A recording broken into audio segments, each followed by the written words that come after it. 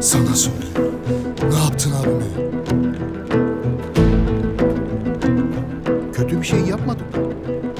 Ona yardım etmeye çalışıyoruz. Kim yardım istedi sizden?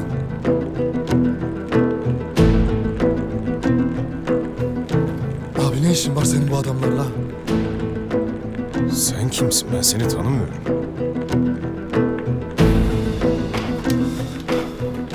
İlaç mı verdiniz lan abime? Durun yapmayın evlat. Bırak yakamı.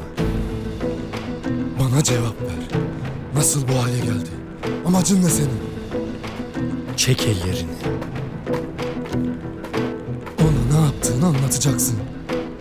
Hayatını kurtardım onun.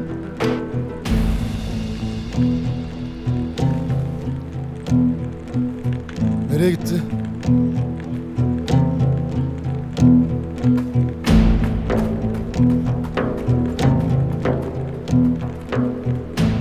Ne yapacağım ben şimdi? O yolunu yeniden bulmaya gitti. Sen de kendi yoluna git oğul.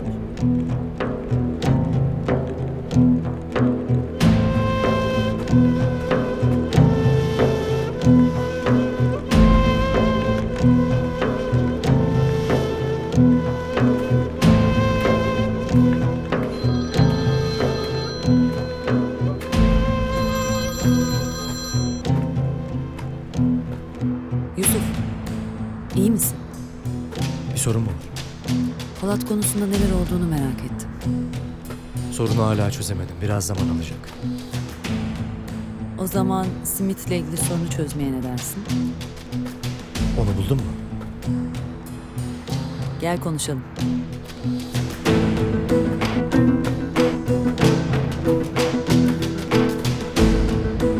Abi!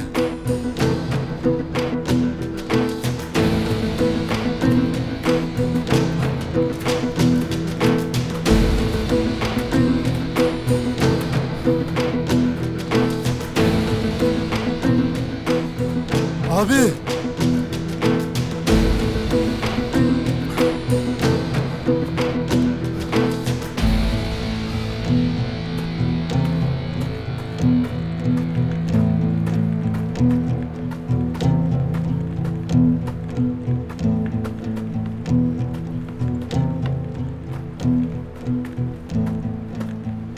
Yusuf nerede? Nereye gitti? Kendi yoluna.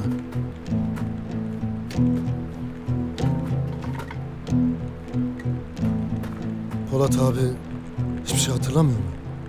Ona sorarsan adı Polat değil. Ali Can'dan.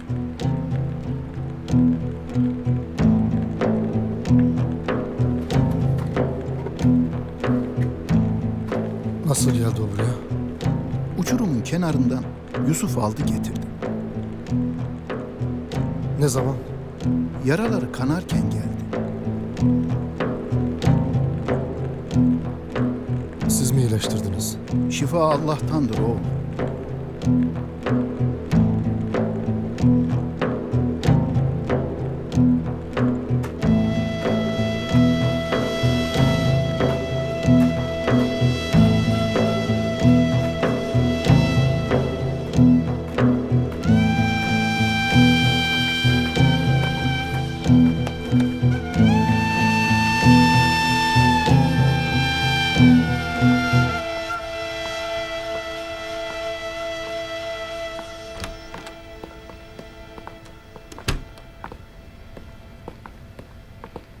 Abiden haber var mı Muhsin? Yok. Her yerde aramaya devam ediyoruz.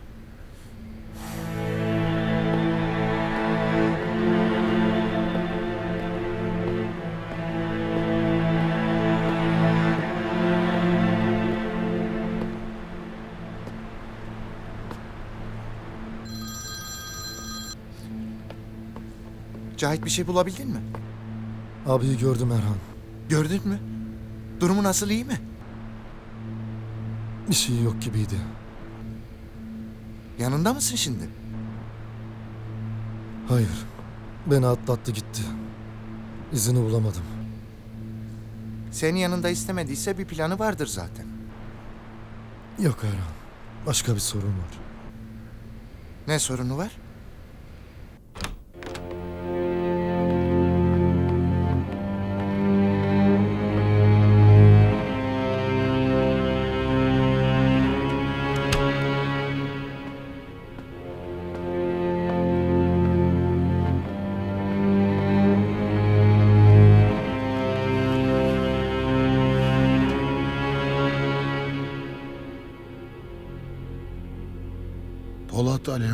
hayatta olduğu bilgisi doğrulandı. Türkiye hakkındaki planlarımızda kısa vadeli değişiklik olmayacak demektir. Ya da tam tersine büyük değişiklikler olacak. Yusuf Kuzuzade'nin kaderi Polat'ın kaderine bağlı. Söylediğin doğru. Ancak bu kısa vadeli bir plan değil. Yusuf bizim Türkiye'deki geleceğimiz. Ona gerçekten bu kadar güveniyor musun? Biz arkasında durursak başarabileceğine inanıyorum. Bu tam olarak güven duymadığın anlamına geliyor. Meselenin bir tarafında Polat Alemdar varken kimseye koşulsuz bir güven duyamayız. Yusuf bizim için en iyi seçenek olduğu sürece arkasında durmaya devam edeceğim. Amon ve Ra'nın bu konudaki tavrının değişip değişmediğini de bilmem gerekiyor. Amerika'daki seçimlere kadar Amon herhangi bir tavır değişikliğine gitmeyecek. Ra Yusuf tarafından dile getirilen içimizdeki hainle ilgili kuşkuların giderilmesini bekliyor. Bir an önce Yusuf'un iddialarının gerçek olup olmadığının ortaya çıkarılması gerektiği doğru. Araştırma kısa zamanda sonuçlandırılacaktır. Yusuf için yolun sonu mu geldi? Yoksa her şey yeni mi başlıyor? O zaman göreceğiz.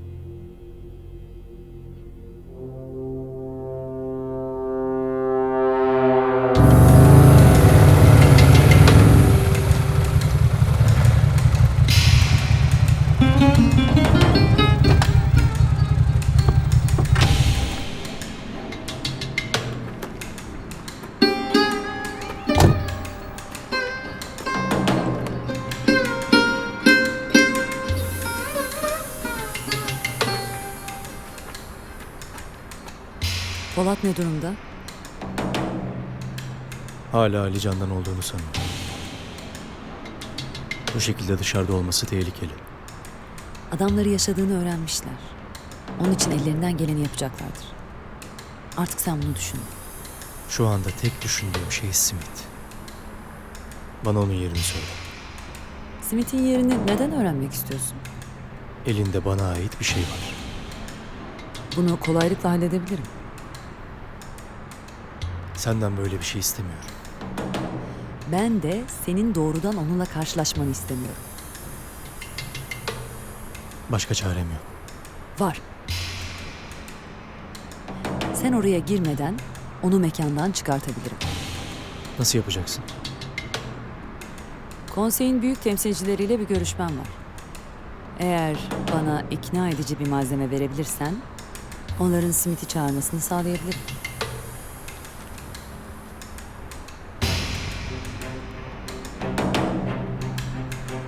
O zaman bu belgeleri götürebilirsin. Bu ne? Smith'in şirketiyle ailem, yani babam, zamanında bir ortaklık kurmuş. Ben de o şirketteki hisselerimi John Smith için çok tehlikeli bir ortağa devrettim. Ve bu işi yıllar önce yapılmış gibi ayarladım.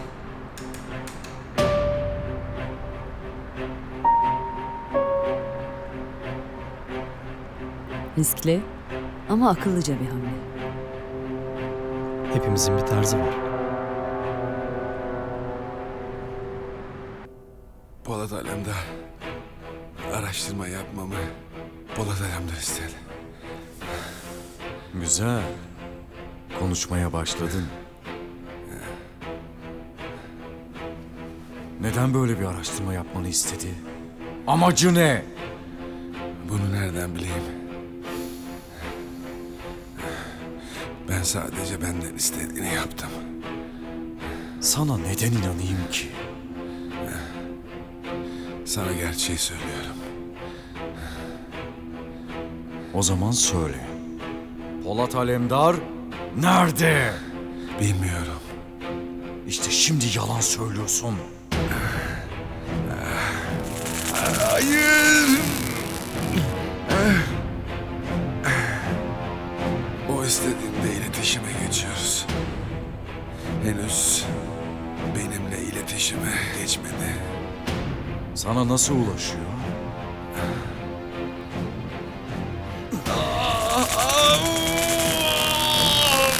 Sana nasıl ulaşıyor?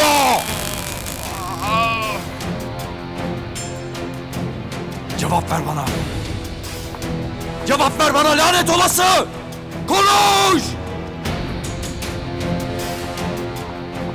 Şunu bir an önce kendine getirin. Hadi! Nasıl oldu bu? Talihsiz bir kaza kızım. Geçti gitti. Merak etme, endişelenecek bir şey yok. Benim yapabileceğim bir şey var mı? Teşekkür ederim Azra'cığım. İyiyim şimdi.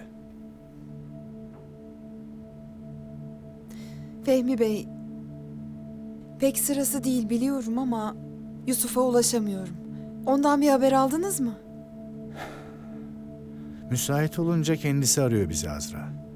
Daha çok sürer mi gelmesi? İşlerinin biraz uzadığını söyledi. Ama tam olarak bilmiyorum. İstersen bizi aradığında sana ulaşmasını söyleyeyim. Çok sevinirim. Tekrar geçmiş olsun. İyi akşamlar. Teşekkür ederim. Güle güle. İyi akşamlar.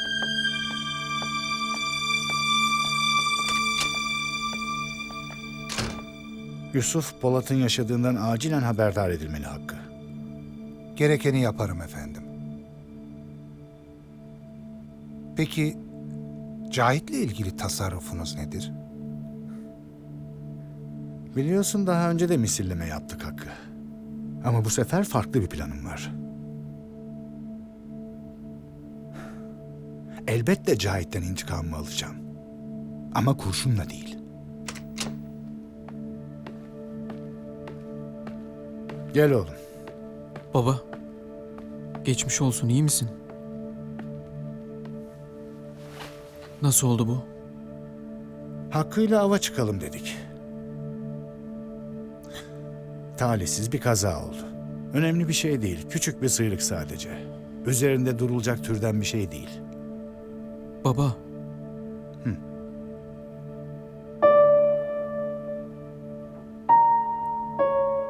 Müsaadenizle.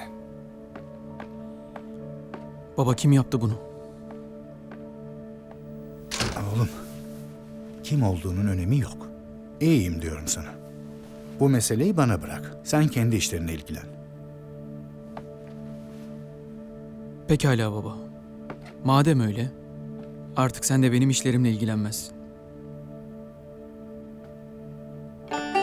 Kenan. Kenan. Kenan.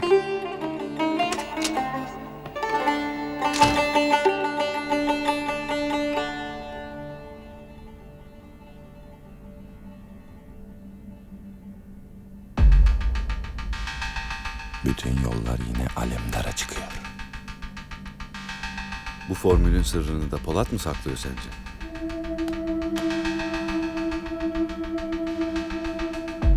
Evet. Tıpkı geleceğin enerjisinin formülü gibi. Aradığım her şeyi o saklıyor benden Yürgen. Hedefimiz o mu? Bundan sonra tek hedef var.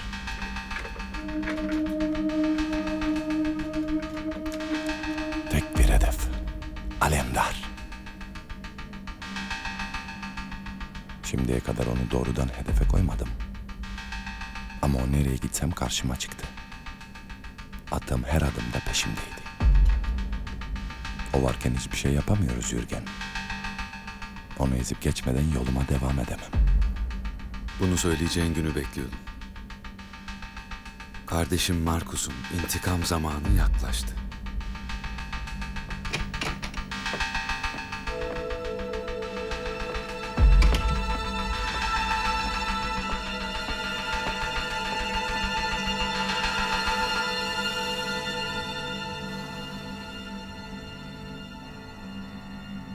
Polat elimizden kaçtı. Enteresan. Giderken bize niye haber vermediniz? Giderken oradakinin Polat olduğundan %100 emin değildik. O yüzden hemen haber vermedim. Her ihtimali düşünerek kalabalık gittik. Onu tek başına bulmak ekstra sürpriz oldu. Ama sonuçta sürpriz oldu. Son anda Cahitler yetişti. Elimizden kaçırdık. Onlar gelene kadar tek başına mı karşılık verdi size? Evet. Yaklaşan bütün adamlarımı öldürdü. Sonra da karanlığın içinde kayboldu. Bu adam bizim gözümüzün önünde vurulup uçurumdan yuvarlandı. Nasıl hala bu kadar sağlam durabilir? Aşil. Yani senin anlayacağın Akileus, Tetis'in oğlu ölümsüz bir savaşçıydı. Annesi onu ölümsüzlük suyuna batırmıştı. Ama Truva Prensi Paris, onu tek zayıf noktası olan topuğundan öldürdü. Ben de onun en zayıf noktasını bulacağım. Polat'a mı saldıracaksın? Evet ama sizin gibi değil Ariel. Benden daha öncekiler gibi de değil. Polat'ın ölüp gitmiş düşmanları gibi hiç değil. Önce onu daha yakından tanıyacağım. En yakın dostu kadar yakından.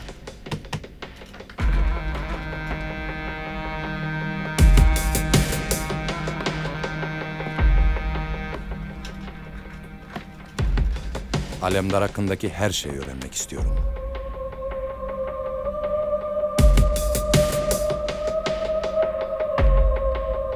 Her şey.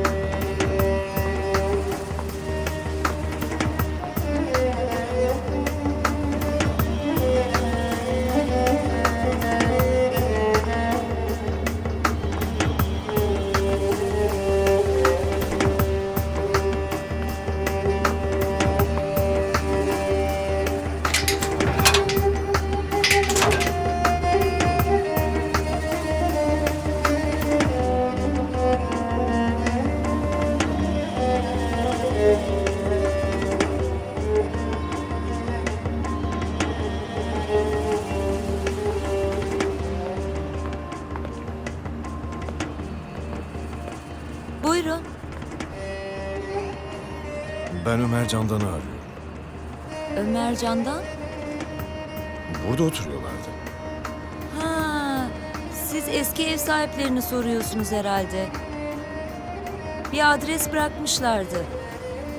Siz burada bekleyin, bir bakayım ben.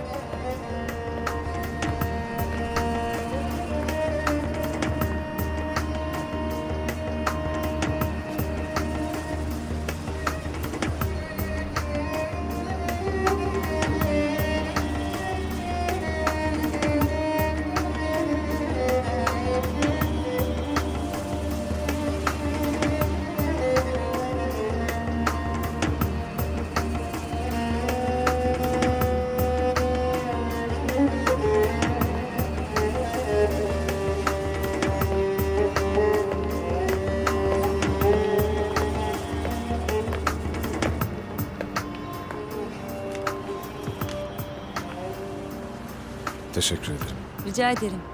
İyi geceler. Size de iyi geceler.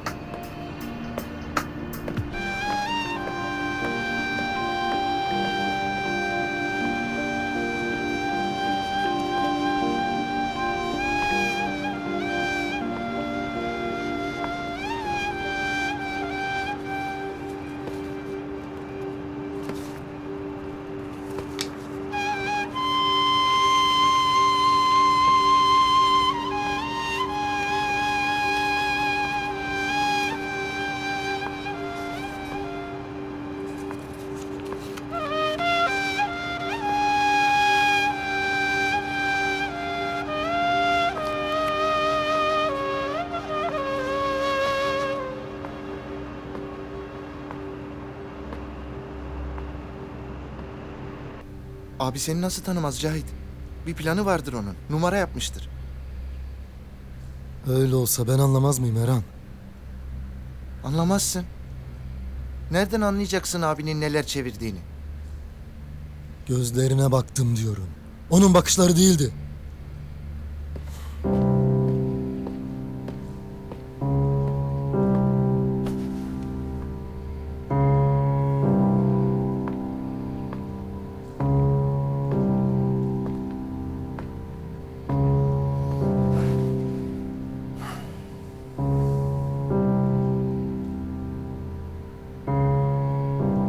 Gerçekten Ali Can'dan olduğunu mu söylemiş?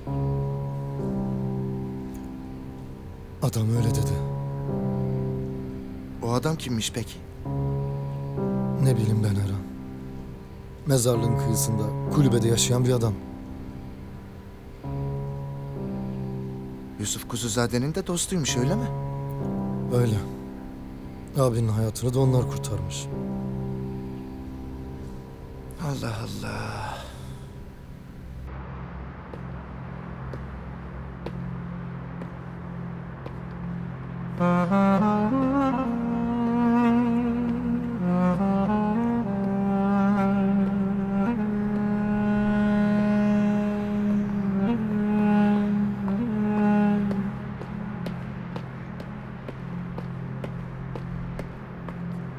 Yenge nereye gidiyorsun? Hayırdır Abbas? Yenge çıkamazsın, Cahit abimin emri. Cahit bile bana böyle bir şey diyemez. Sen kim oluyorsun da bana çıkamayacağımı söylüyorsun? Yenge tamam, bir dakika.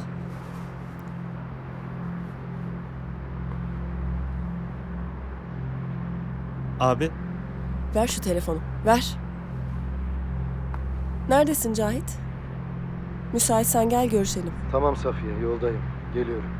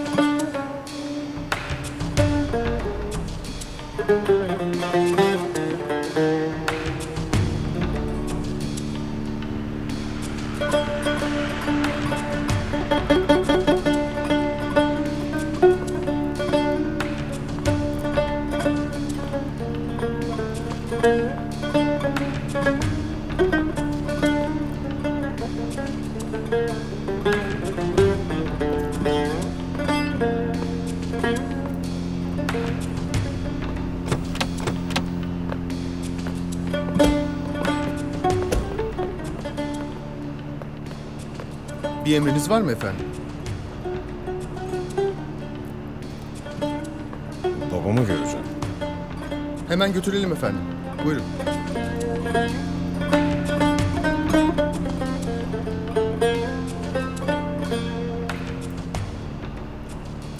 Eyvallah. Kimseye nerede olduğumu söylemeyin. Emredersiniz efendim.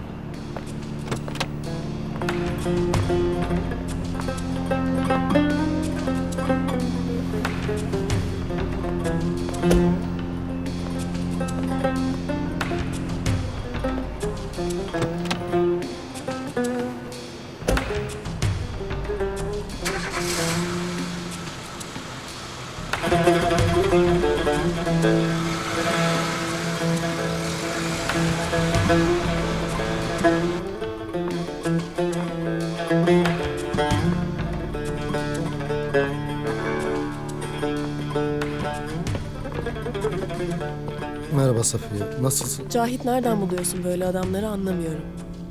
Gidiyorum desem kim bilir ne yapacaktı. Abartma Safiye.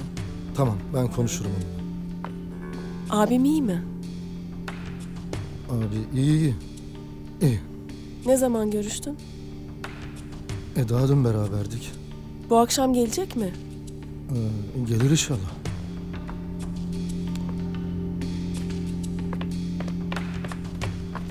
Cahit abi, Efendim Elif'ciğim? Cahit abi, halamla birlikte bahçeye kuş yuvaları yapmak istiyoruz. Ben de resimlerini çizdim bak.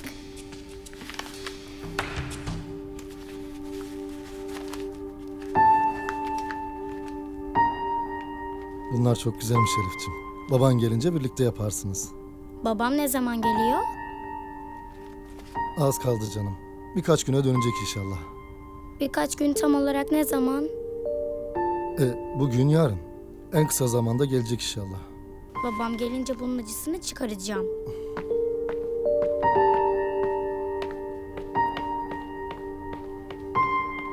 Ben çıkayım artık.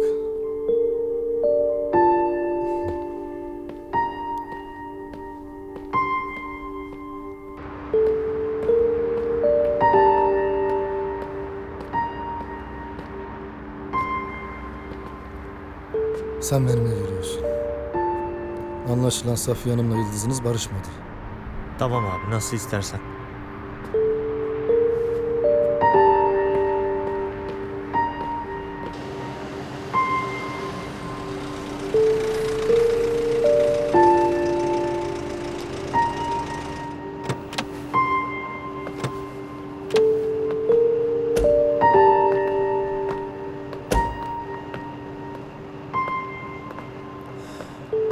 Müsaadeniz olursa ben size refakat edeyim.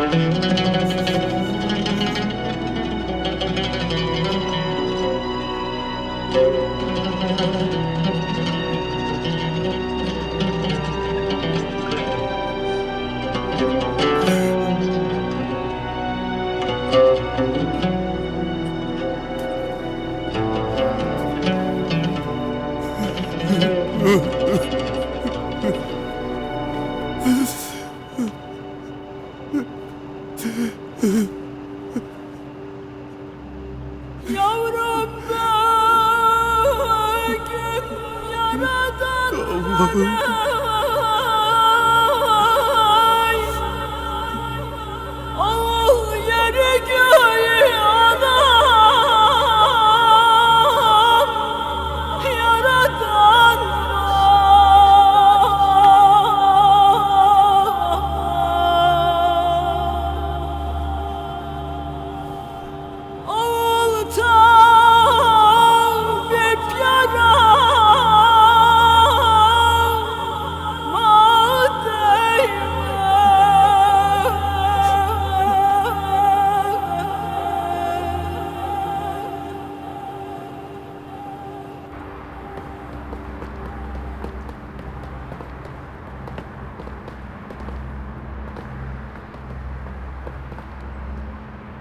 İyi akşamlar abi. Rıza nerede? Rıza abi izin alıp gitti abi. Kime sordu? Sana diyorum, ne hatlar dönüyor burada? Abi Polat abiyle beraber Ömer babanın mezarlığına gittiler. Lan bana niye haber vermediniz? Polat abi öyle emretti abi. Arabayı getir Abbas.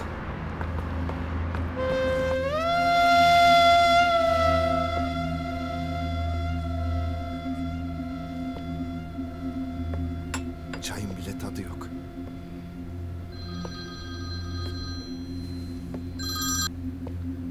Efendim Cahit. Abi evin oraya gelmiş Erhan. Ne zaman gelmiş? Orada mı şu anda? Yok. Ömer babanın yanına gitmek istemiş. Ben sana söyledim Cahit. Onun bir planı vardır dedim. Abinin yolu şaşmaz. Nerede? Ben de oraya gidiyorum şimdi. Sonra haberleşiriz. Tamam. Neredeymiş abi? Abi eve dönmüş Muhsin. Sen de git çay al kendine.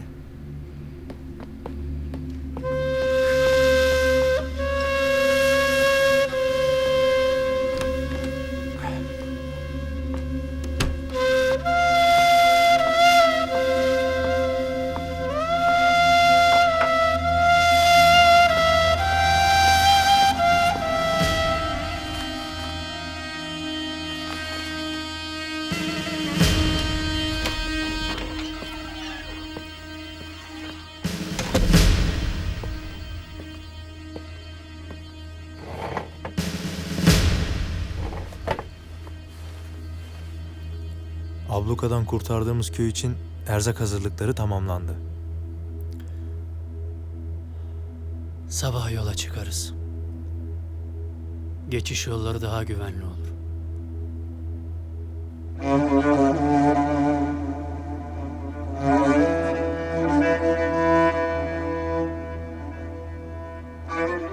Seni düşünceli gördüm.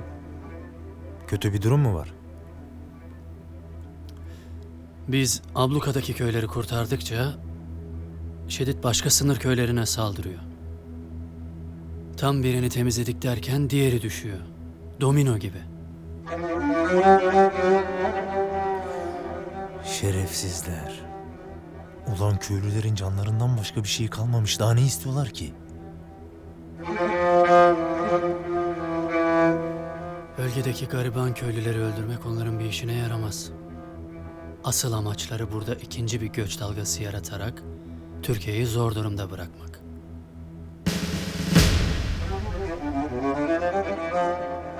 Berkan! Emredin komutanım. Bana şu çocuk komutanı getirin. Emredersiniz komutanım.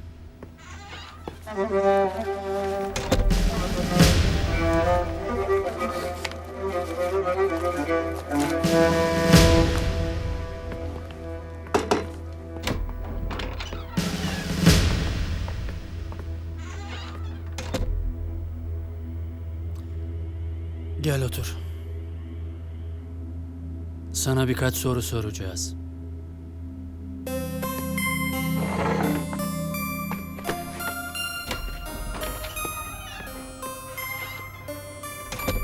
Bize vereceğin cevaplar senin geleceğini belirleyecek. Benden hiçbir şey öğrenemezsiniz. Senden bir şey öğrenemezsek biz de bir şeyler öğretiriz.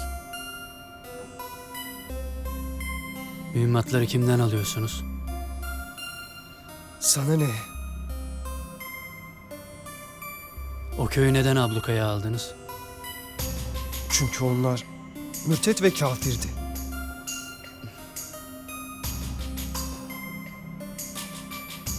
Beş vakit namazındaki köylüler kafir, masumları öldüren sizler inançlısınız.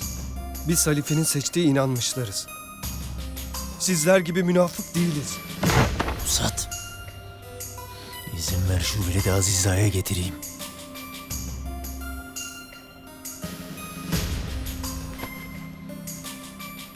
Tahminen 14-15 yaşındasın.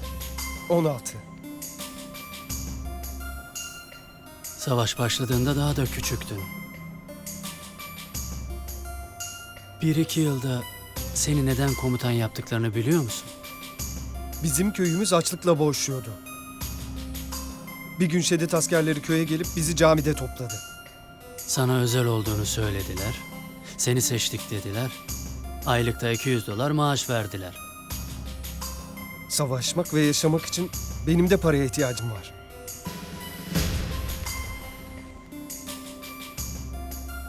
Peki seni seçenler Müslüman mıydı? Sormadım. Sorsan da öğrenemezdin zaten. Onlar ya Avrupalıydı ya da Amerikalıydı. Beni konuşturmak için yalan söylüyorsunuz.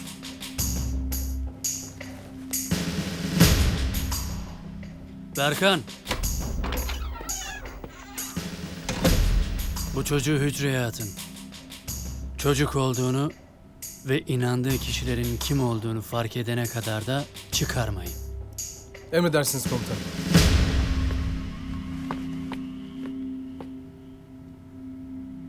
Beni yakaladınız ama benim gibi bir sürü korkusuz kardeşim var. Alın bunu.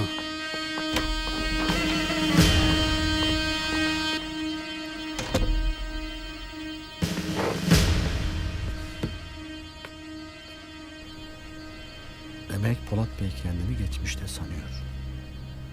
Acilen bir çözüm bulmalıyım.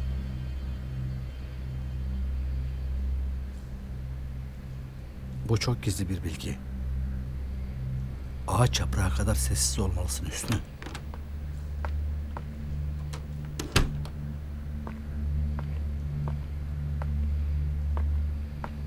Hüsnü. Erhan Muhsin nereye gitti? Ha?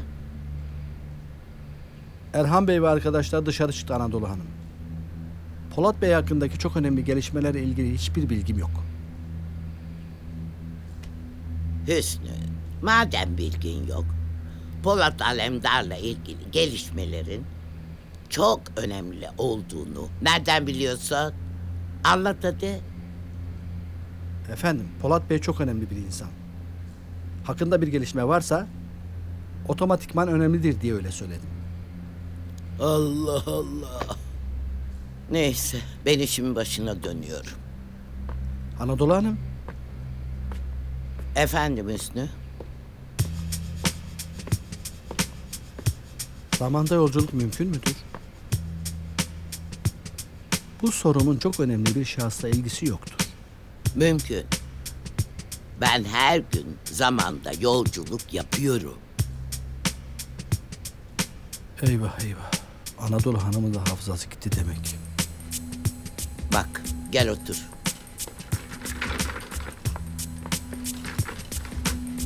Einstein der ki, zaman, mekan, hareket birbirinden bağımsız değildir. Ama ben ona bakmam. Çünkü bana göre insanlığa faydalı şeyler üreten her kişi zaten zaman ötesi yolculuk yapmaktadır.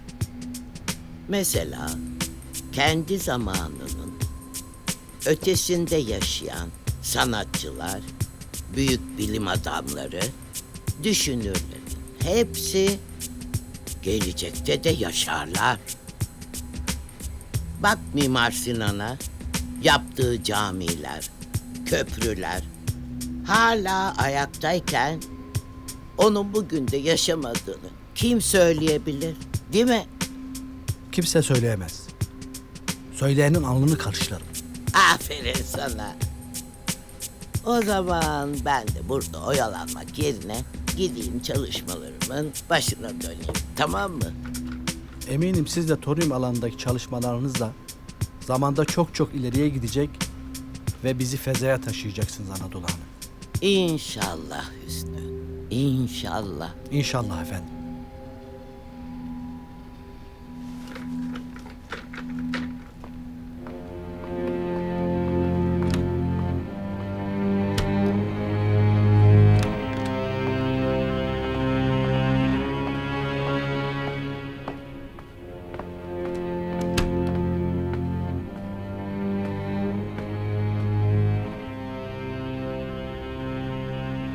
İhanet dosyasında yeni bilgilere ulaştığını söylemişsin Asya. Evet. Dosyada ayrıntılarını bulacağınız, önemli olabileceğini düşündüğüm bir ortaklık tespit ettim.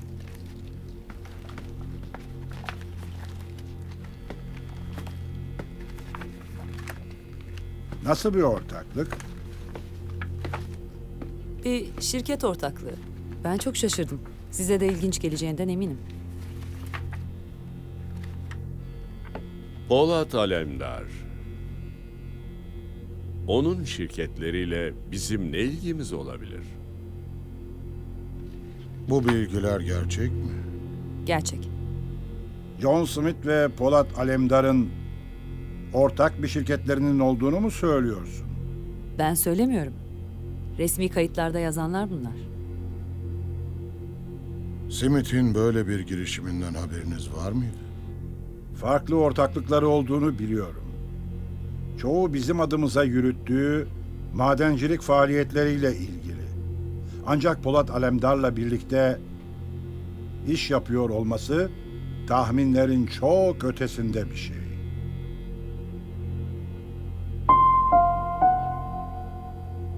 Bu ortaklık gerçekse bizi Yusuf'un iddia ettiği ihanetin aydınlatılmasına götürebilir. Gecikmeden neler olduğunu öğrenmeliyiz. Ra adına Smith'i çağırıp ben görüşeceğim.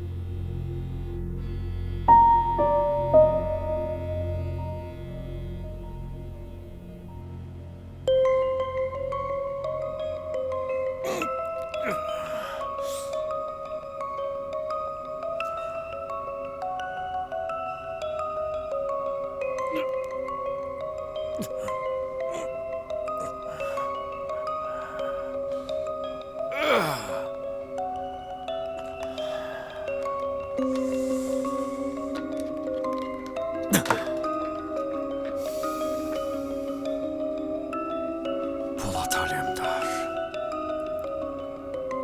İntikamımı sona saklıyordum. Ama sen bütün planlarımı bozdun.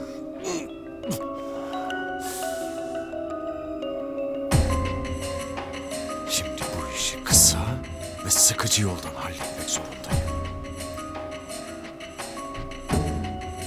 Yakın gelecekte bu topraklarda yapacaklarımı göremeyecek olman beni çok sinirlendiriyor.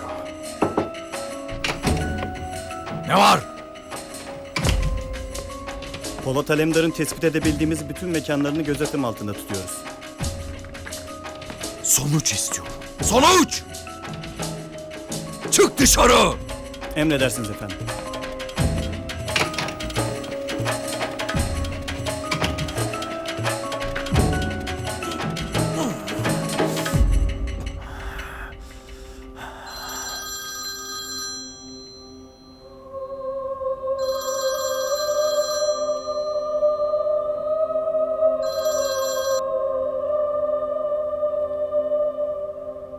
Buyurun ekselansları.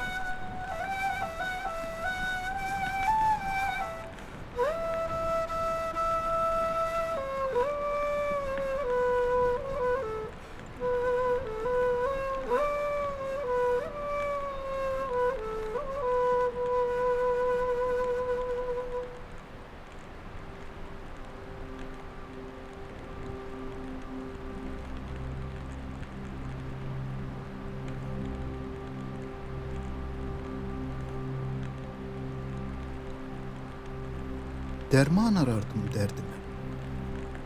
Derdim bana derman imiş. Burhan sorardım aslıma. Aslım bana burhan imiş. Sağım solum gözler idim. Dost yüzünü görsem değil. Ben taşrada ararken ol can içinde can imiş.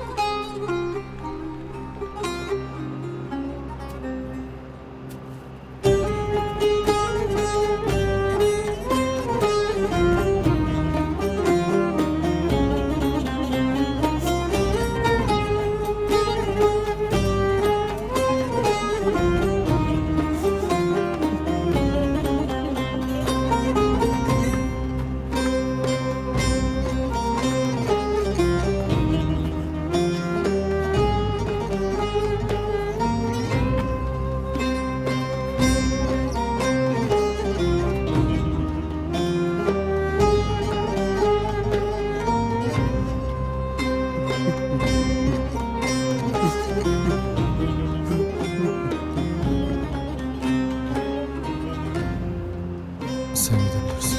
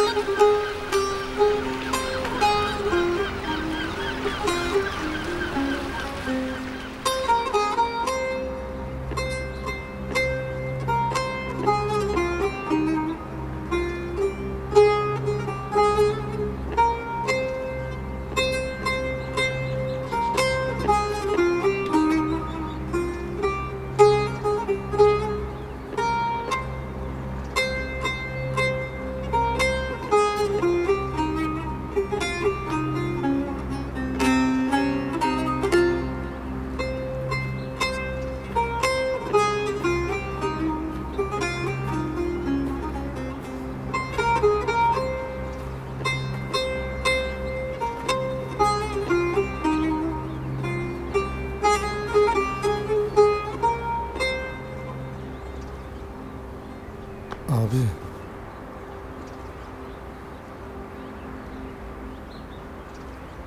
Beni rahat bırak.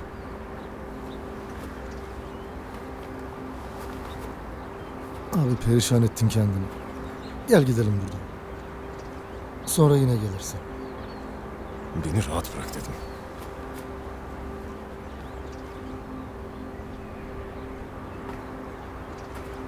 Hadi abi.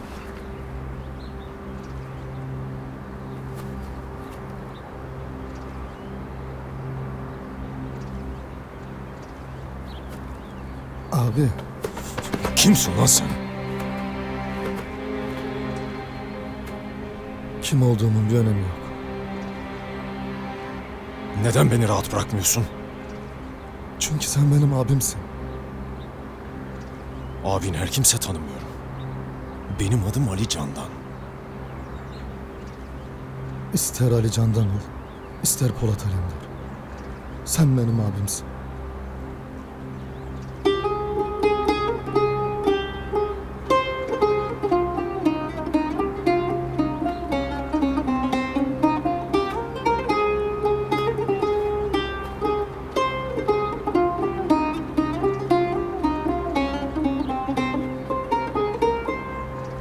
Gidelim mi abi? Yavrum bugün yaradan var ay. Al yeri göğü anam. Yaradan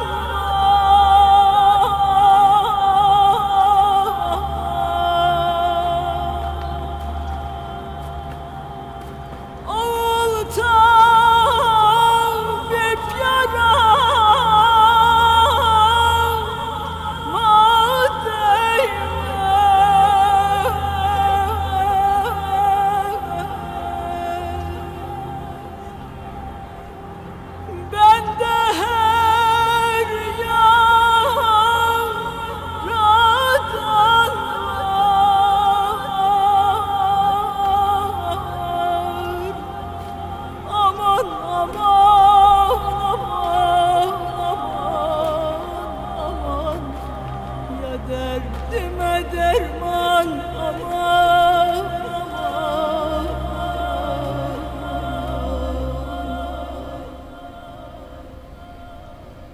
Ya Rabbi çok şükür.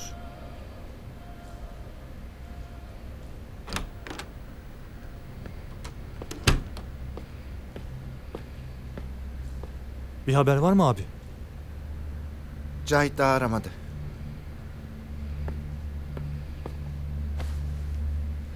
Ya Rabbi çok şükür. Bir sıkıntı olsa haber verirdi zaten. Demek ki abiyle beraberler. Ya Rabbi çok şükür. Hüsnü bir saattir neye şükrediyorsun sen? Geçen yıl çalınan arabam geldi de aklıma. Ona şükrediyorum Erhan Bey. Sen deli misin Hüsnü Bey? Estağfurullah. Arabam çalındı diye şükreder mi insan? Ben arabanın çalındığına değil, içinde olmadığıma şükrediyorum Erhan Bey. Şimdi geçen seneden beri kayıp olacaktım. Tövbe tövbe.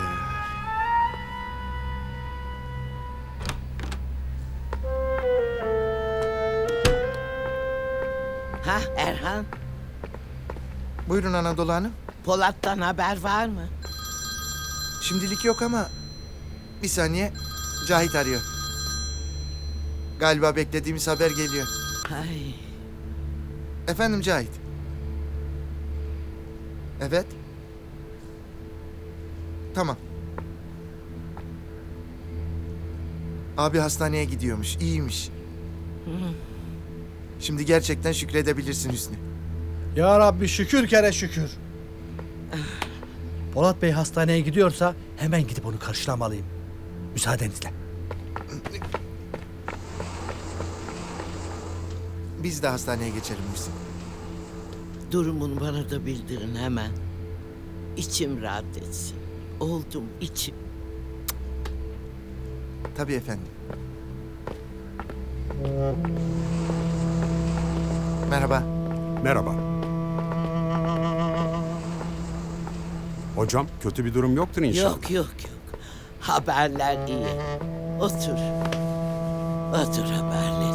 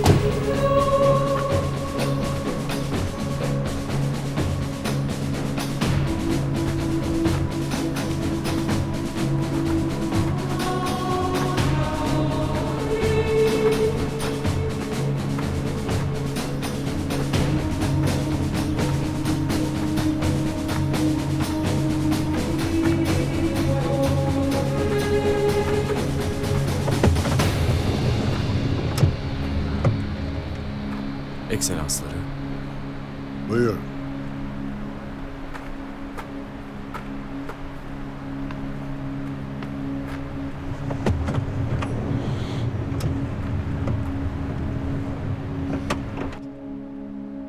Hanedanımızın sadık hizmetkarı John Smith. Hoş geldin. Saygılar sunarım ekselansları.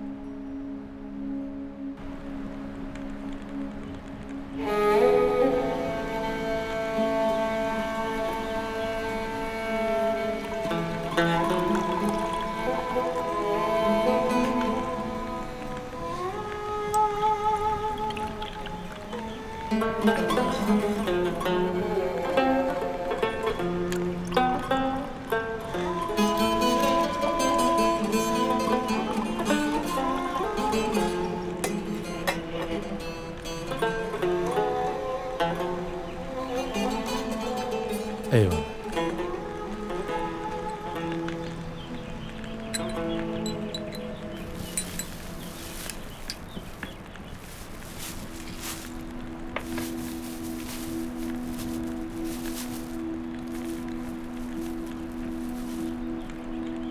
Soğumadan yemek lazım.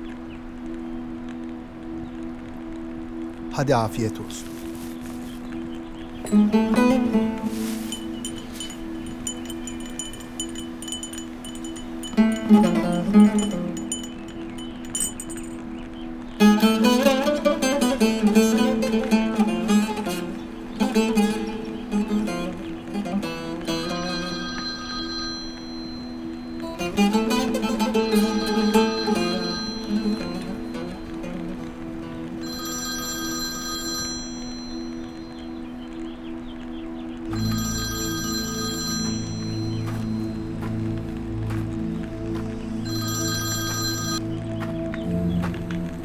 Efendim, Yusuf, Stanley Smith'le buluştum. Artık harekete geçebilirsin. tamam sağ ol. Seninle gelmemi... Yalnız halledeceğim. Peki. Dikkatli ol.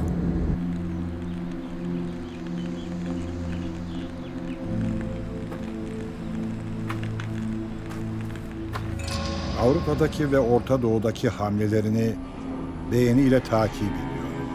Ama bu yaptıkların avam kamerasında bize biraz fazla mesai çıkarıyor. Bağışlayın ekselansları. Ama anlayamadım. Savunma sanayine yönelik yatırımları baltalıyorsun Smith. Teveccühünüz ekselansları. Elimden gelenin en iyisini yapmaya çalışıyorum. Britanya bizim pazarımızın küçük bir parçası. Ama senin başarıların bütün dünyada yeni yollar açmaya devam ediyor. Sayenizde ekselansları. Tabii bize açtığın bu yeni yollarda tatsız hadiseler yaşadığını da üzülerek takip ediyoruz. Polat Alemdar'la son karşılaşmanızda yaralandın. Ancak ne büyük şans ki ölümcül bir yara almadın. Polat Alemdar söz konusu olduğunda bu durumun şaşırtıcı olduğunu itiraf etmeliyim. Ekselanslarını şaşırtabildiğime sevindim. Ben bazı hususlarda şaşırtılmayı tercih etmem doğrusu. Mesela hanedanımızın en sadık hizmetkarı tarafından ihanete uğramaya asla tahammül edemem. Ekselansları, bizim aramızda ihanet kelimesinin telaffuzu bile beni derinden zedeler. Başarını iş adamlığındaki vizyonuna borçlu olduğunu biliyoruz. Hanedanımız adına pek çok uluslararası şirketi yıllardır ustalıkla yönetiyorsun. Bugüne kadarki hizmetlerinden hak edilmiş, hatırı sayılır servetin var. Ancak hiçbir vizyon, Polat Alemdar'la iş ortaklığını açıklamaya yetmez. Özür dilerim ekselansları. Siz Polat Alemdar'la iş ortaklığı mı dediniz? Stratejik öneme sahip bir maden şirketindeki ortaklığınızı nasıl açıklayacaksın Smith? Çok özür dileyerek bir şey sorabilir miyim acaba ekselansları? Bu akıl almaz iddianın kaynağı nedir? Belgeler. Bu belgelerin yanında bazı olasılıklar da yavaş yavaş zihnimde belirmeye başlıyor Smith. Ne gibi olasılıklar ekselansları? Avrupa ve Orta Doğu'da sayısız başarılı operasyonlarda bulunmuş en iyi adamımız olarak neden sadece Polat Alemdar karşısında başarısız olduğun beni düşündürmeye başladı. Ekselansları, bütün bunların açıklaması aslında gayet basit. Polat Alemdar beni yok etmeye çalışıyor. Savunman bu mu? Lütfen cüretimi bağışlayın. Ama ortada savunulacak bir durum yok. Bir tek Polat Alemdar karşısında gerilediğimi söylüyorsunuz. Bilakis Polat Alemdar'ın bugüne kadar alt edemediği tek güç benim. Korkarım bu açıklama seni yüce divanda aklamaya yetmeyecek Smith. Ve ne yazık ki en iyi adamımı kaybetmiş olacağım. Hayır majesteleri. Benden vazgeçmek zorunda kalmayacaksınız. Çünkü ben bu iddiaları tek bir hamleyle geçersiz kılacağım. Nasıl? Polat Alemdar bana kurduğu bu tuzağın bedelini hayatıyla ödeyecek. Sana inanmak istiyorum Smith. Üzerindeki şüpheleri gidermek için ne gerekirse yap. Aksi takdirde senin infazını emretmek zorunda kalacağım.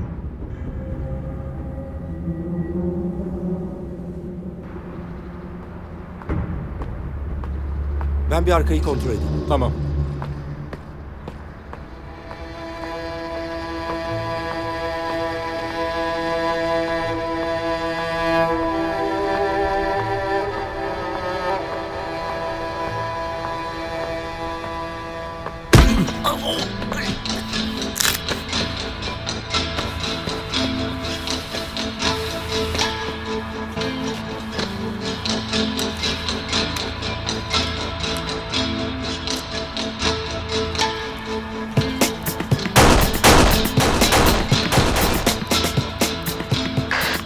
Saldırıya uğradık. Destek istiyor. Çok kalabalıklar.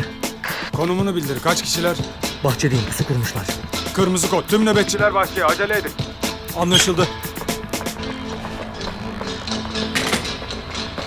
Gelin bakalım.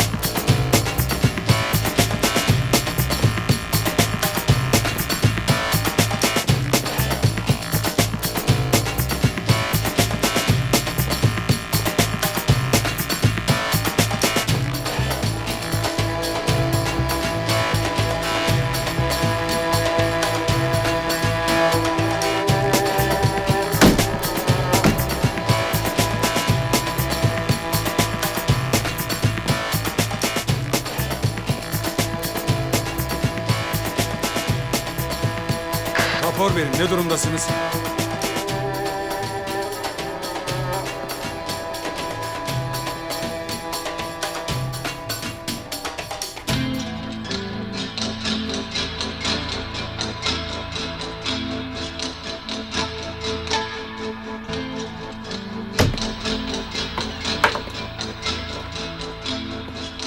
Adamları ölüme gönder, sen burada yat. Var mı öyle?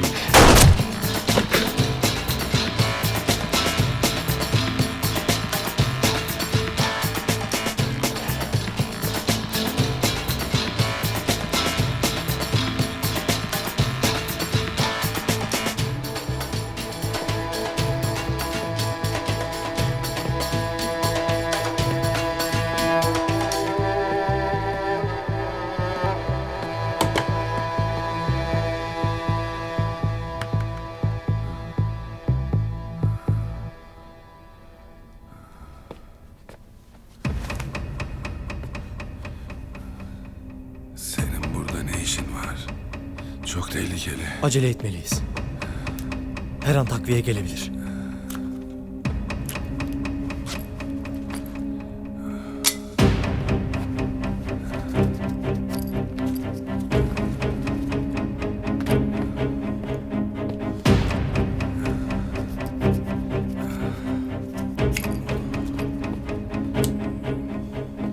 Yürüyebilecek durumda mısınız?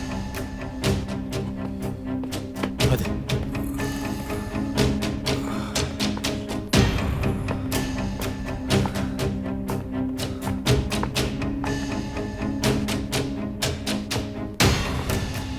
Siz burada bekleyin beni.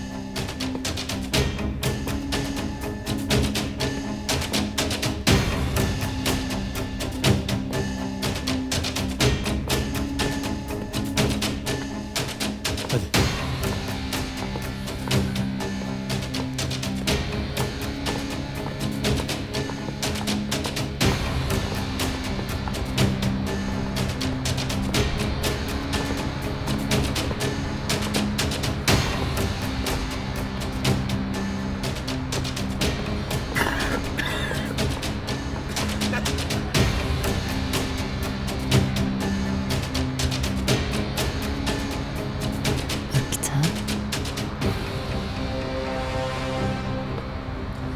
Az kaldı. Aracım hemen ileride.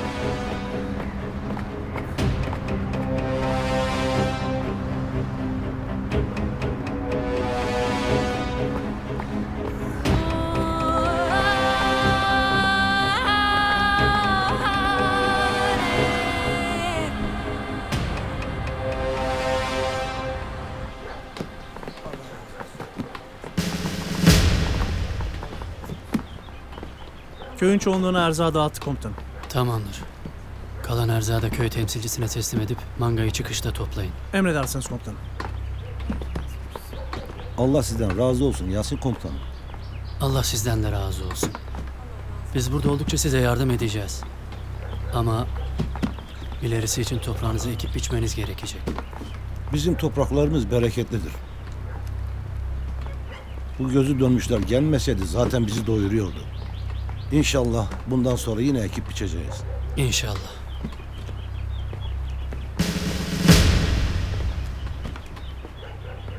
Bak sana elma vereceğim. Al bakalım hadi.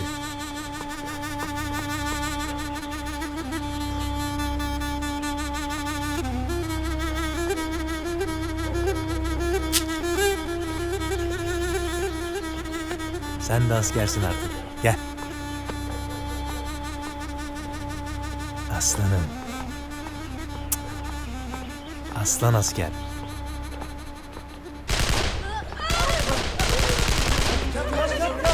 Herkes evlerine gitsin.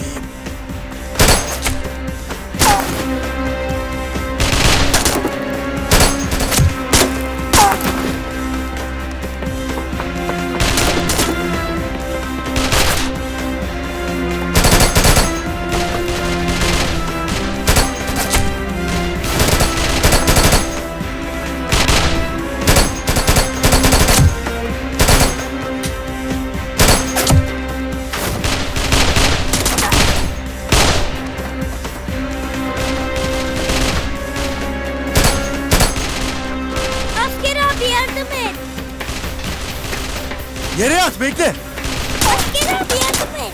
Yat yere, yat yere.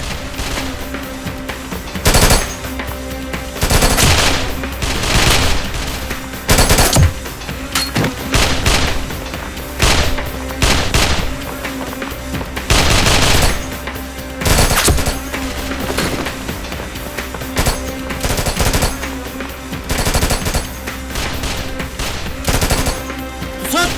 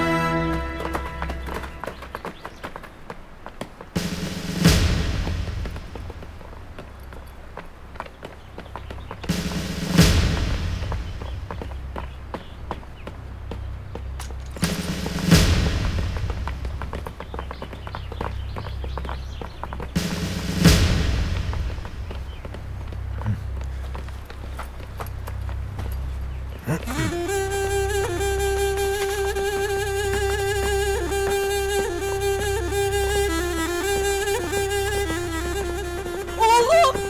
Baran! Baran!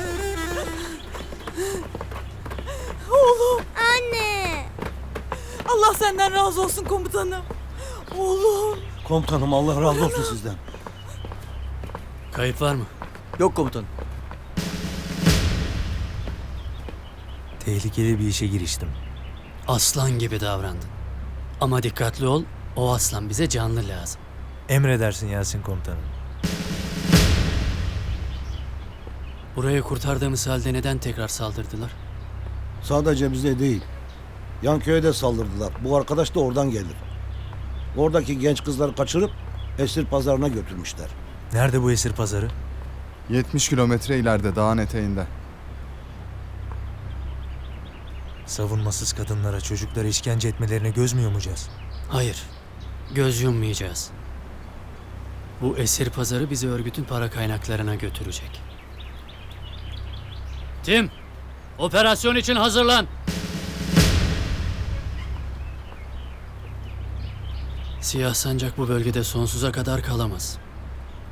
Sizin artık kendinizi korumanız gerekecek. Eğer bize silah verirseniz topraklarımızı kanımızın son damlasına kadar savunuruz.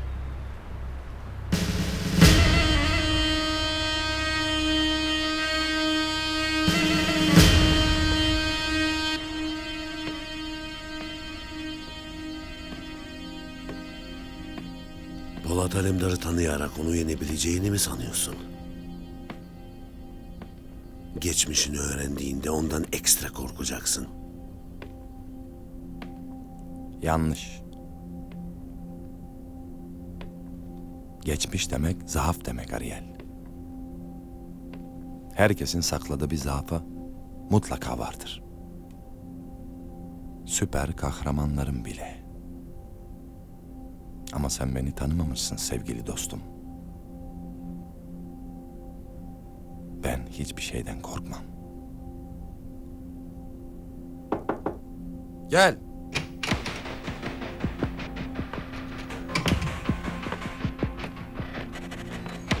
Efendim, istediğiniz bilgilerin bir kısmı burada. Geri kalan için emrettiğiniz gibi istihbarat servislerini ve diğer bilgi kaynaklarımızı harekete geçirdik. Acele edin. Alemdar'la ilgili her şeyi istiyorum.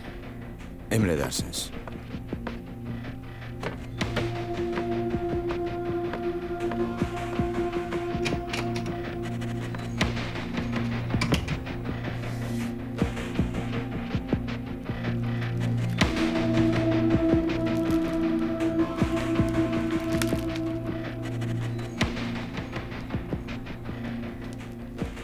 Ne diyor Jürgen?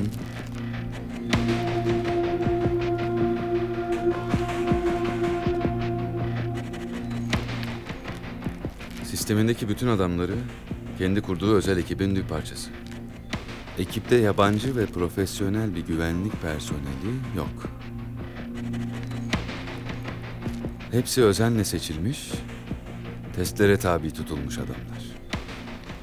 Ve en önemlisi, hepsi gönüllü. Bunları biliyoruz Jürgen.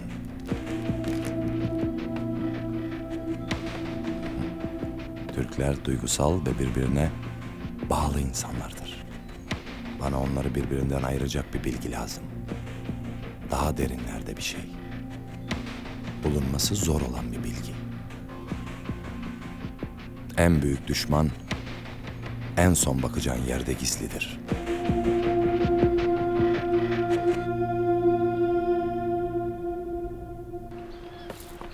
Çiftlik eşrafına rutin ziyaretimizi yaptıysak şöyle havadar bir yere geçelim mi? Raskol'un bir sürprizi var. Bu atı sana hediye ediyor. Teşekkür ederim. Çok güzel bir hediye. Adını ne koyacaksın? Bence şimdi romanları düşünüp vakit kaybetmeyelim. Asil bir ata benziyor. Küheylan diyelim gitsin. Bana atın özelliklerinden bahset. İyi bir cins ama tembel. Sürekli yemek yemek istiyor. Ne kadar yerse daha fazla istiyor. Daha? Daha. Daha. Daha. Güzel bir isim. Ben de severim. Ama çok trajik olur. Bu arayışın sonu yok Kenan Bey. Yine bir romanda okumuştum. Bir çocuğa gerçek adını kim verebilir? Çok ciddi bir mesele. O zaman yeme içmeyi çok seviyorsa onun adı Aylak olsun. Güzel isim. Roman kahramanı mı? Öyle sayılır. Lise yıllarında en sevdiğim romandan. Tam yarış atına verilebilecek bir isim. İyi ya işte. Sürpriz olsun. Sürpriz. Çok güzel bir isim. Hava. Biraz daha hava.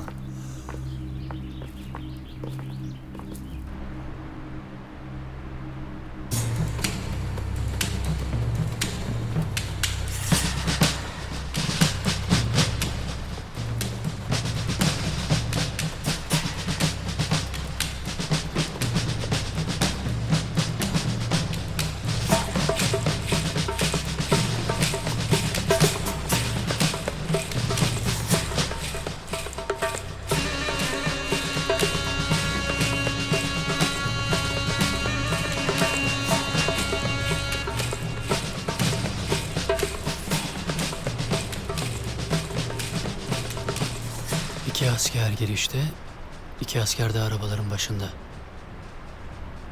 3 araba olduğuna göre öbür tarafta da 10'a yakın asker olacak. Fazla değilmiş. 2 koldan girdik mi işlerini bitiririz.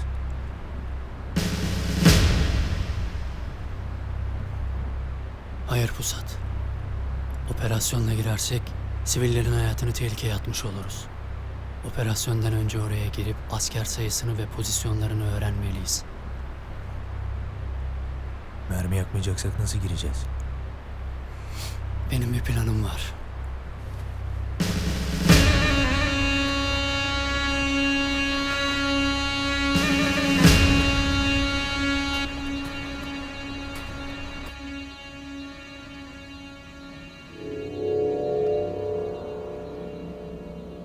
On sene önceki mahkeme tutanaklarından ne öğrenmeyi bekliyorsun? Bir insanı tanımak için Ariel, onun kendini nasıl savunduğuna bakman gerekir. Alemdar mahkemede savunma değil, enteresan bir şov yapmış. Senin şov dediğin o savunma tarihe geçti Ferdinand. Bu adamı anlamak biraz zor. Ama çözeceğim. Bir açı, bir zaafı. Atladığı bir şeyler mutlaka olmalı. Savaştan kaçınmak mümkün değildir Ferdinand. Onu yalnızca düşmanından üstün olana kadar erteleyebilirsin. Ariel, kadim dostum. Savaş daha yeni başlıyor.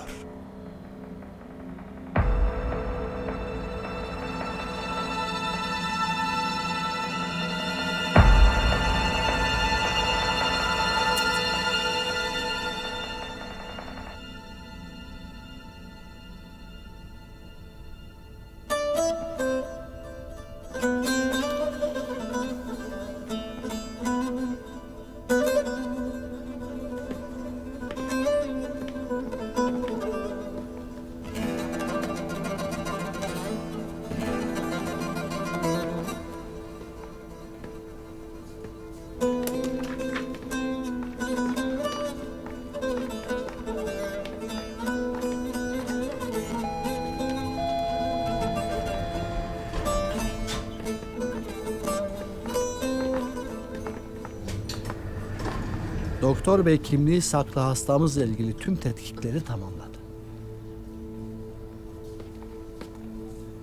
Şimdi sonuçları sizlerle paylaşacak. Buyurun doktor bey. Öncelikle geçmiş olsun. Hastamızın vücudundaki kurşun yarası son derece iyi tedavi edilmiş. İlk müdahale sonrası uygulanan alternatif tedaviyle de enfeksiyon riskinin önü alınmış. Ancak hastamızın aynı zamanda şiddetli bir fiziksel travma geçirdiğini biliyorsunuz. Vücudunun çeşitli yerlerinde ezik ve çürükler var. En önemli yaralanma da bildiğiniz gibi baş bölgesinde. İçinde bulunduğu bilinç durumu da bu hasarın neticesinde gerçekleşmiş bulunmakta. Ne olacak peki doktor bey? Abi bir daha kendine gelemeyecek mi? Maalesef bununla ilgili kesin bir şey söylemek zor. Neler olacağını bekleyip görmekten başka çaremiz yok. Daha ne kadar uyutacaksınız? Hastamız bitkin düştüğü için vücudunun toparlanmasını istiyoruz. Uyandığında tekrar muayene edip daha net bir şeyler söylemeye çalışacağız. Peki, sağ olun. Siz de sağ olun. Sağ olun doktor bey. Buyurun doktor bey.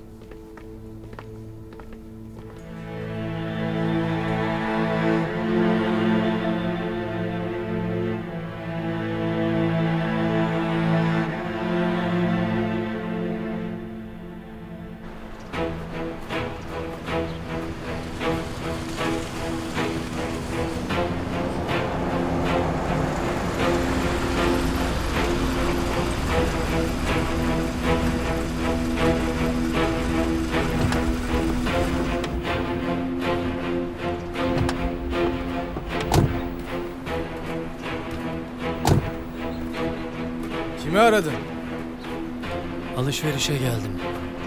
Beni patronunuza götürün.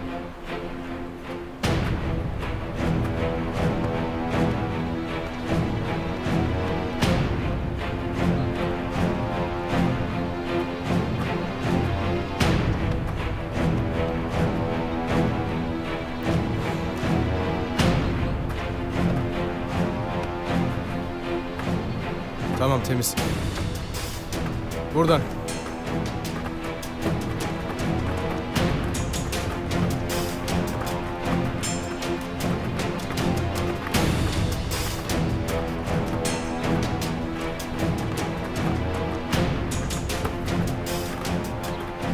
Geç geç. Geç. Hadi hadi yürü.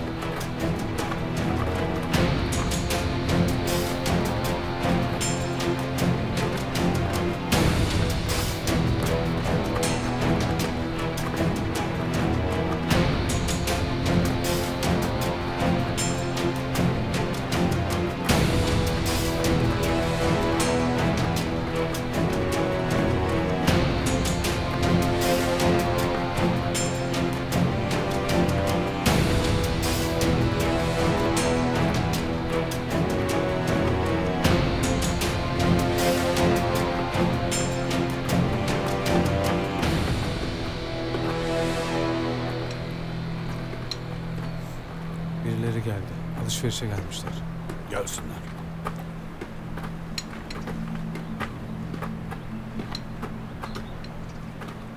Mal almaya geldim. Adresimizi nereden buldun? Güvenilir bir İngiliz dostum söyledi. İngilizlere ya güvenilmez ya da dost olmaz. Sen iki yanlışı birden yapmışsın. Adam yanlış olsa da adres doğru. Önemli olan da bu değil mi? Zeki birine benziyorsun. Otur bir şeyler ye. Çok fazla zamanım yok. Sabaha uçağım kalkacak. Bir genç kadın için ne kadar istiyorsun?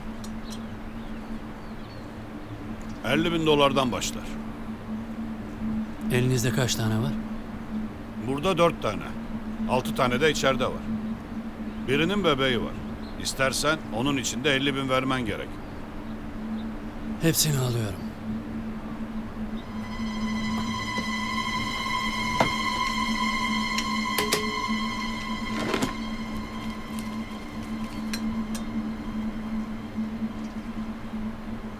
Hepsi satılık değil. Şu ikisini kendime ayırdım. Ben halifenin askeri. Bu da benim hakkım.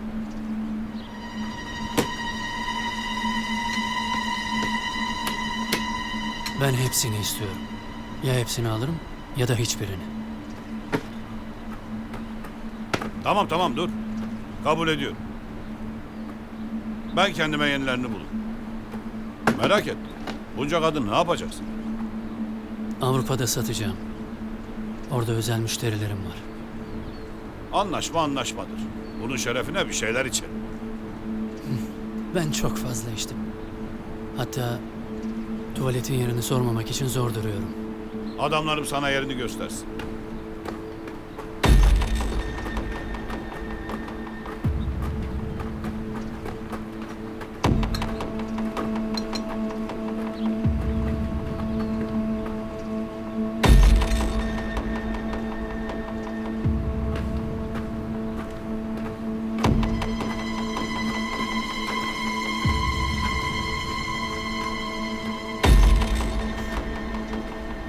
Tamam hadi. Uzat. Uzat. Uzat. Ne yapıyorsun sen?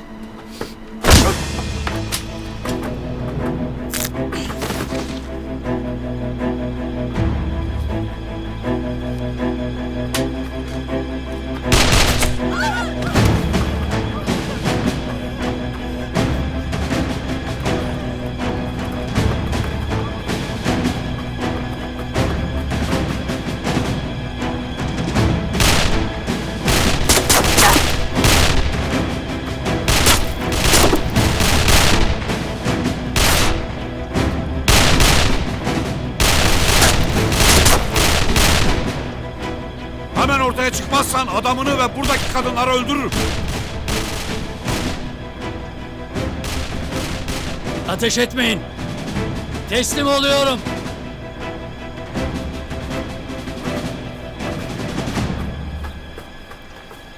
Teslim oluyorum.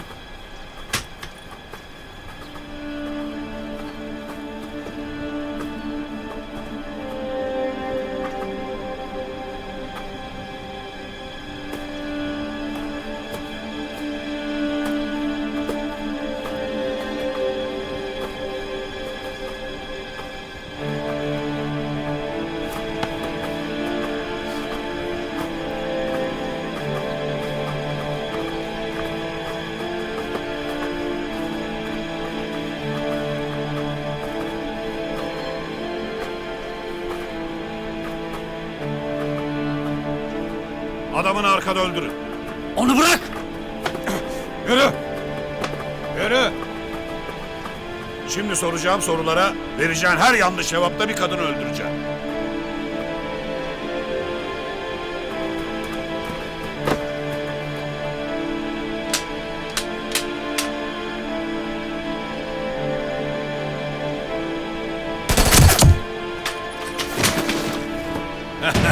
Adamın gitti bile.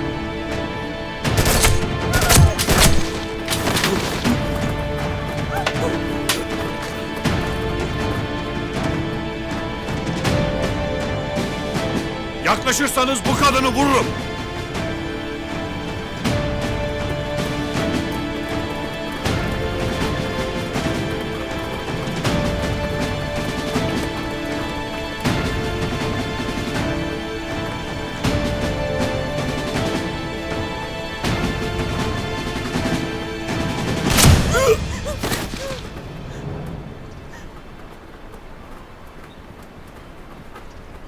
Artık hiç kimseyi vuramayacaksın.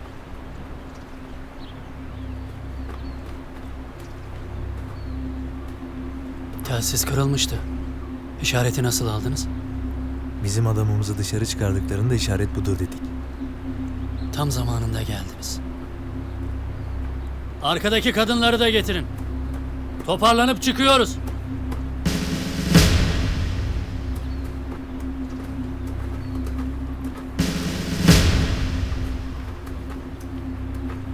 İyi misiniz? Ben iyiyim. Ama içerideki arkadaşlarım epey işkence gördü. Sizi köyünüze götüreceğiz. Artık kurtuldunuz, merak etmeyin. Ben köye gitmiyorum. Benim gibi birçok kadın köle pazarlarında satılıyor. Onlar kurtulmadıkça ben özgür olamam.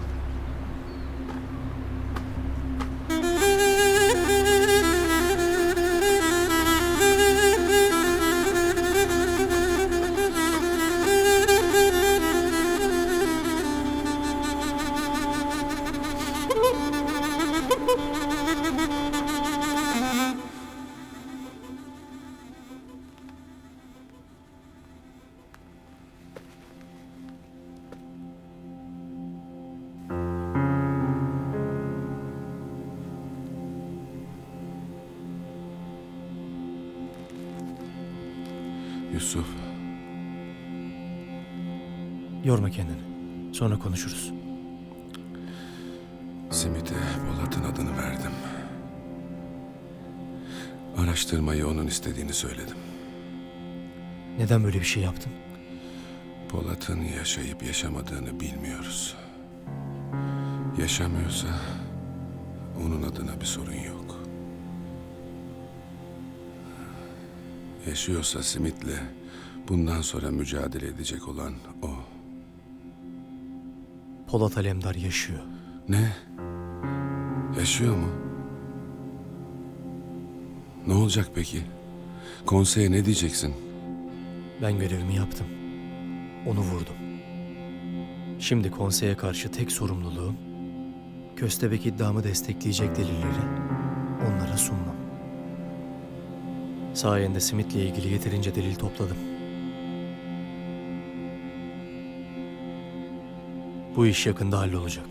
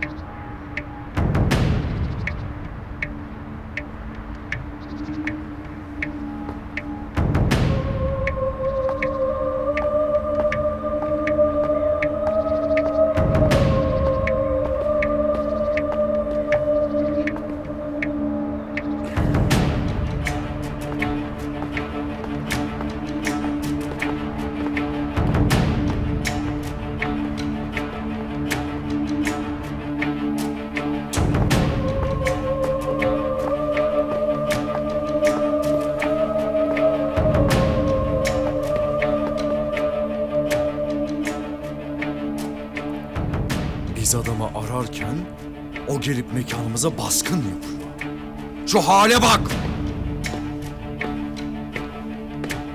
Polat Alemdar nerede? Polat Alemdar'la ilgili takibatımız devam ediyor efendim. Ama henüz izine rastlayamadık.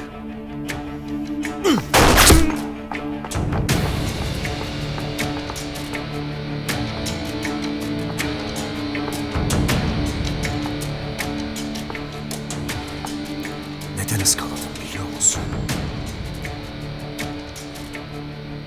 Çünkü kulağımdaki hasar yüzünden sesin nereden geldiğini tam kestiremedim.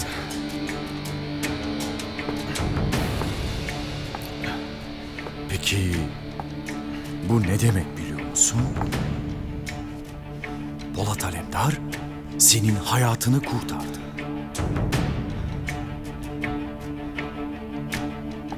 Bu durum haysiyetine dokunmaz mı? Dokundur efendim. Ya.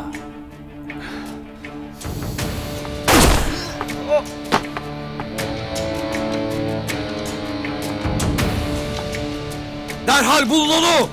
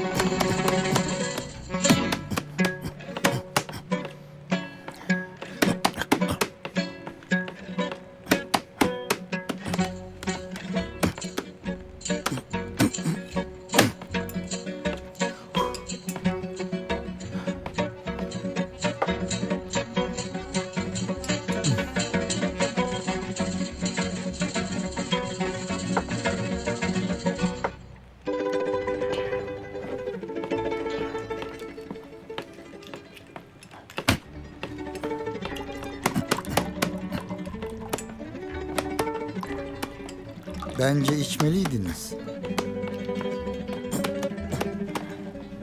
Kalsın. Bu Moskova radyosunu duymamak için benim fıçının içine düşmem gerek. Sizin içkiyle derdiniz ne? Aslında bir derdim yok. Sadece içince kaza yapıyorum. Fena çarpıyor demek.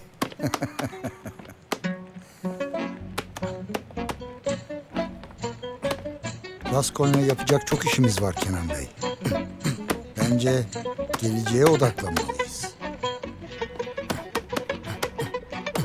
Ben zaten şu anda geleceğe ışınlanmak istiyorum.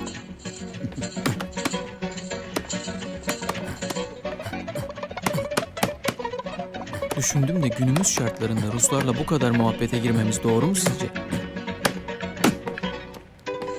Müzikten zehirlendiniz galiba Kenan Bey. Sağlıklı düşünemiyorsunuz. Benim diplomasi kitabıma göre doğru yoldayız.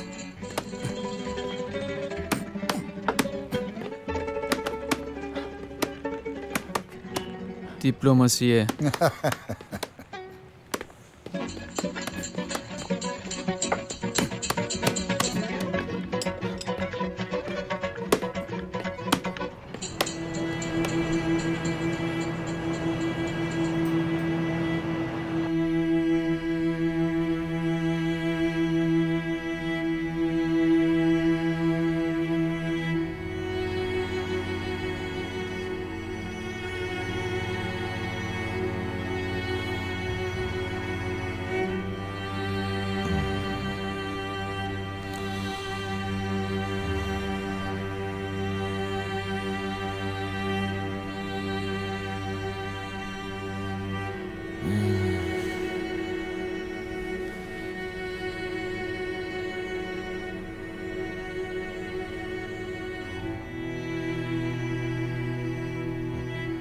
Abi.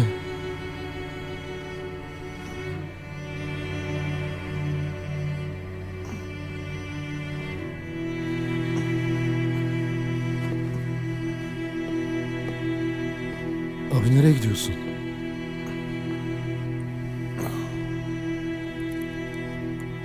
Elif'e gidiyorum. Abi beni hatırlıyor musun? Hayır. Abi geç oldu şimdi. Daha sonra gitsek. Çekil yolumdan. Abi. Çekil dedim. Abi hele bir sabah olsun. Ben seni Elif'e götüreceğim. Ha?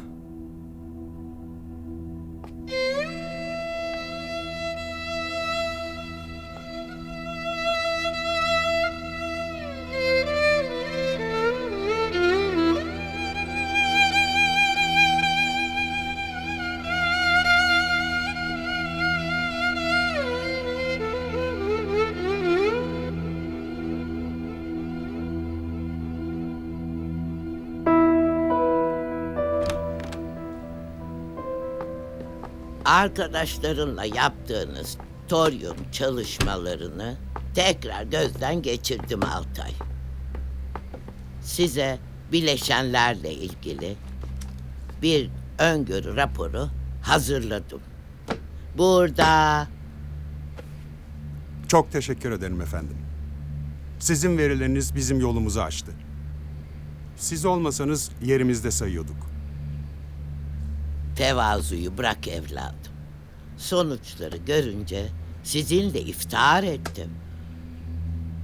O yakıt, o motoru çalıştırdığına göre bu şekilde tam gaz devam edebiliriz.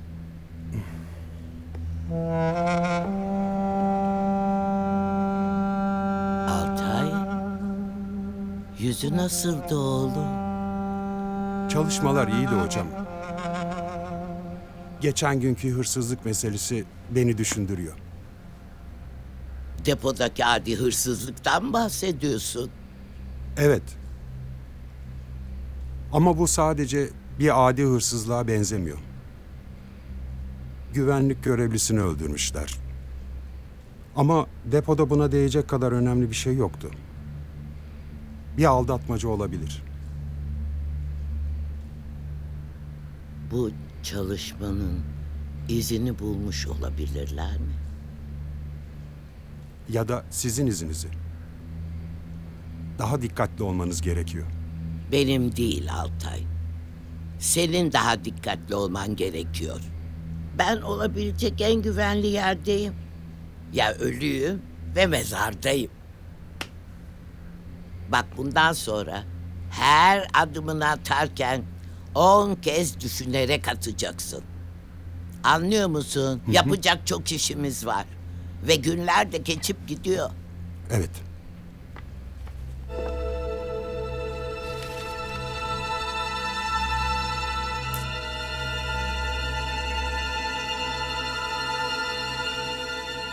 Senin aşil topuğun nerede Alemdar? Onu bana göster.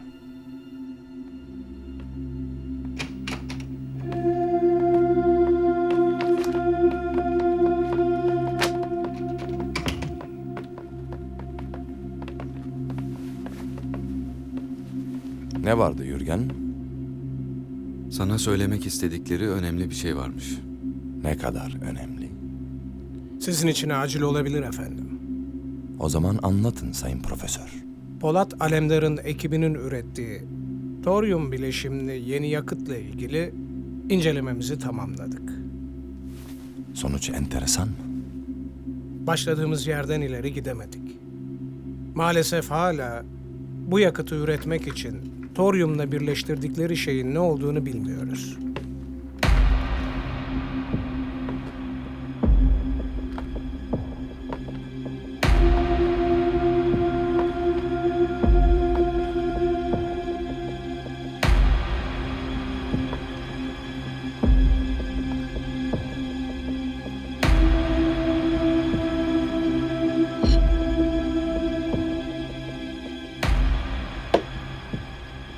Bana bunu mu söylemeye geldiniz Sayın Profesör? Hayır. Daha önce size ilettiğim şüphelerimden emin olduğumu söylemeye geldim.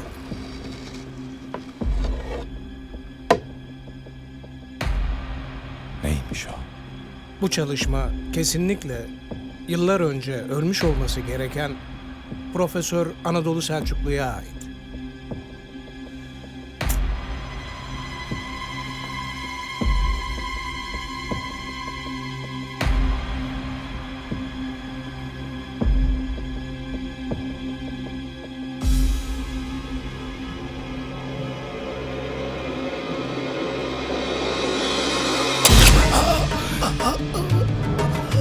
Eğer hayatta senin işini senden daha iyi yapan biri varsa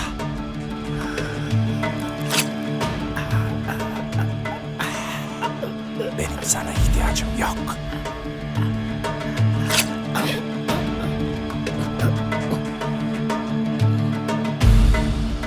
Hayatta kalmak için ne yapman gerektiğini anladın mı? Anladım efendim. Şimdi çık.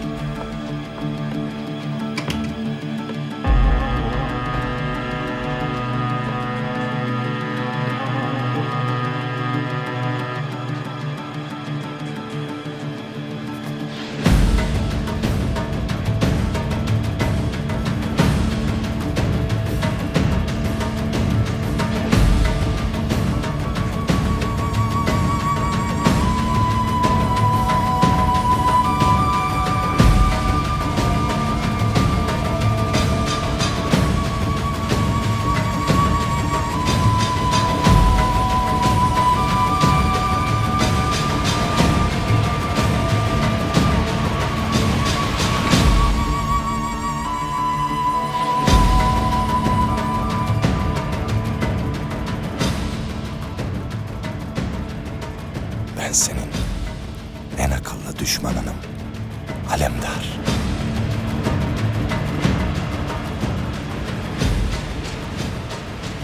Ve seni ben yeneceğim.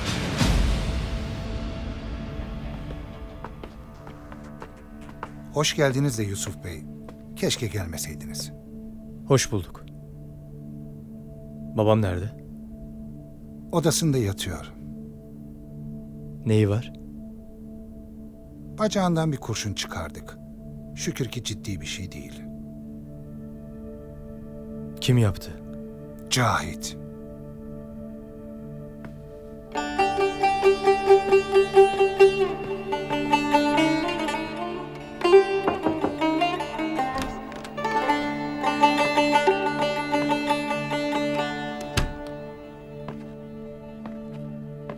Baba. Geçmiş olsun. Yusuf, ne işin var burada? Senin yurt dışında olman gerekiyordu. Senin de hastanede olman gerekiyordu.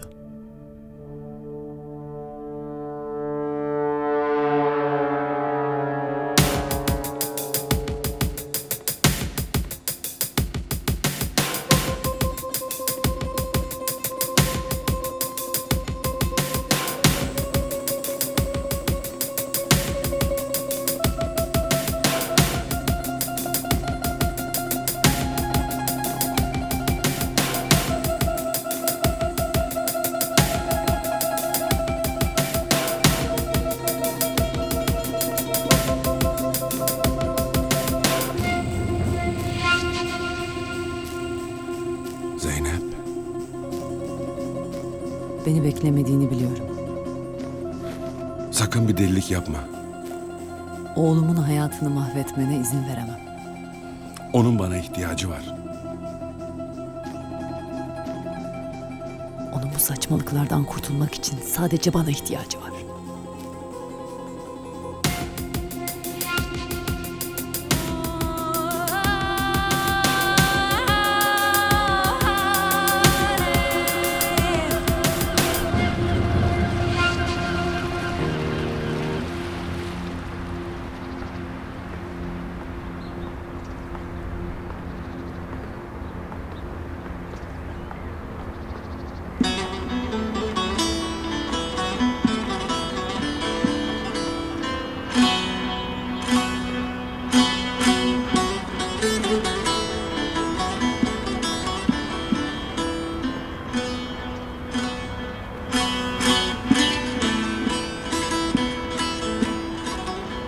Ne acayip bir zamandır. Hiç yaranım kalmadı. Yârigarım çıktı ayar, hiç gümanım kalmadı. Gül gibi güldükçe güller açılırdı bir zaman. Ağlamadan gayrı şimdi hiç emanım kalmadı. Bir onulmaz derde düştüm, asla yoktur çaresi. Aklü fikrim bitti gitti, hiç izanım kalmadı. Bir acayip rüzgar esti bahar ömrümde. Erdi hizan gönlüme, hiç hoş zamanım kalmadı. Etmedin bahtım bana yar, ey felek ne ettim sana? Tayyar böyle zulm olur mu? Hanumanım kalmadı.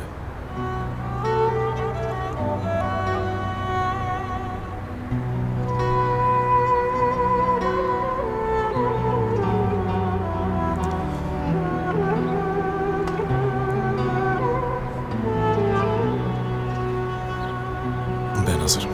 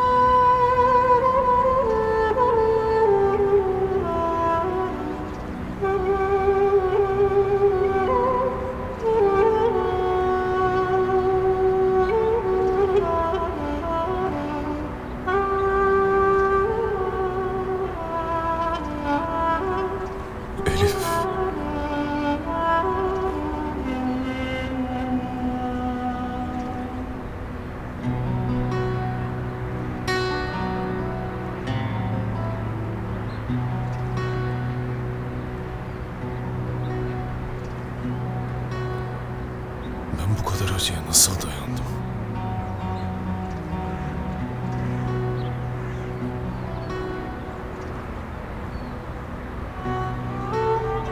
Sevdiklerimi toprağa verip nasıl devam ettim hayata?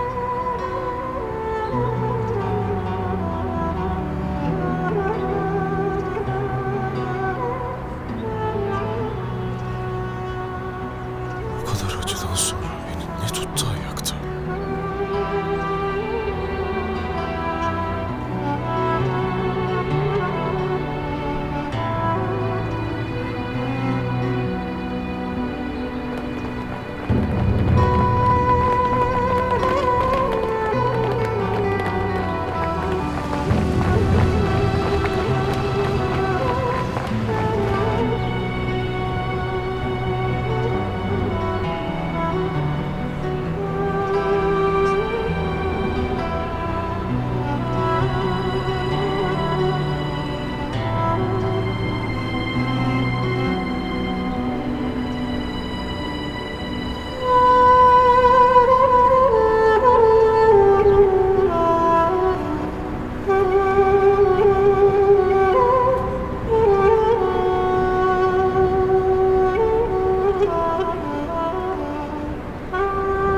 Ölüm dediğin nedir ki?